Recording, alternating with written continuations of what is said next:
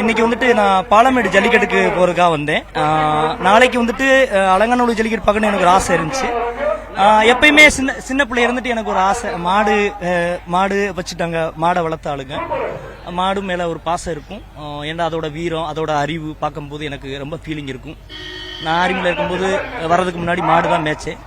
இந்த நிலைமைக்கு வந்திருக்கின்ற காரணம் இது ஒரு லட்சுமி ஸ்ரீதேவி தெய்வம்னு சொல்லுவாங்க.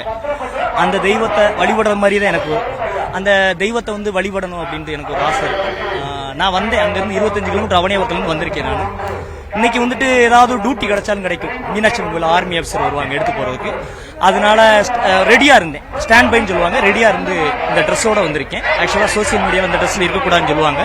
நிறைய பேர் பார்த்துட்டு இருப்பாங்க அந்த மீடியாவை. இந்த ஆர்மி ட்ரெஸ்ல இருக்க வேண்டிய கட்டாயம் வந்துச்சு எனக்கு. அதே மாதிரி நான் பார்த்துக்கிட்டு இருக்கும்போது ஃபோன் வந்துருச்சு, மீனாட்சி அம்மன் டியூட்டி நாளைக்கு போகணும்னு சொல்லிட்டு. இன்னைக்கு வந்தாலும் வருந்த ஒரு ஐடியாவில் நான் ட்ரெஸ் போட்டு வந்துட்டேன் சார். நான் சொந்த ஊர் வந்துட்டு ராமநாதபுரம் கமிதி சார், அவனியாபுரத்தில் செட்டில்மெண்ட். கமிதி பக்கத்தில் எங்கள் அப்பா வந்துட்டு பாப்பாங்கள ஊராட்சி மன்றத்தில் இருக்கார்.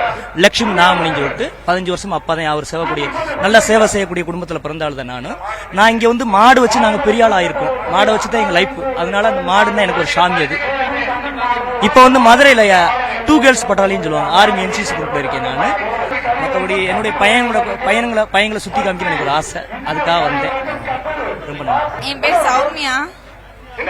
இந்த ஊர்ல வந்து ஜல்லிக்கட்டு எப்பவுமே நடக்கும். ஃபர்ஸ்ட் எல்லாம் வந்து இப்படி நடக்காது, நல்லா ஜாலியா இருக்கும். டிராக்டர் வண்டியில தான் நாங்கெல்லாம் பார்ப்போம். இப்பதான் இப்படி பேரிகார்ட் எல்லாம் போட்டு இது பண்றாங்களே, அதனால. இங்க கோயில் மாடு தான், இங்க காளியம்மன் கோயில் மாடு தான். அது இங்க தெருவில் இருக்கவங்க எல்லாருமே வளர்க்குறாங்க. நாங்க தனியாலாம் ஸ்பெஷலாலாம் வளர்க்குறோம்.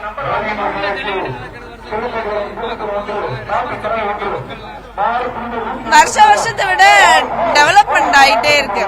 அப்ப ஃப்ரீயா பார்த்தோம், இப்ப வந்து ரொம்ப டைட்டா இருக்கு. நாங்களே உள்ள போக முடியல, அந்த அளவுக்கு வந்துட்டு இதுவா இருக்கு, ரஷ்ஷா இருக்கு ஒரே.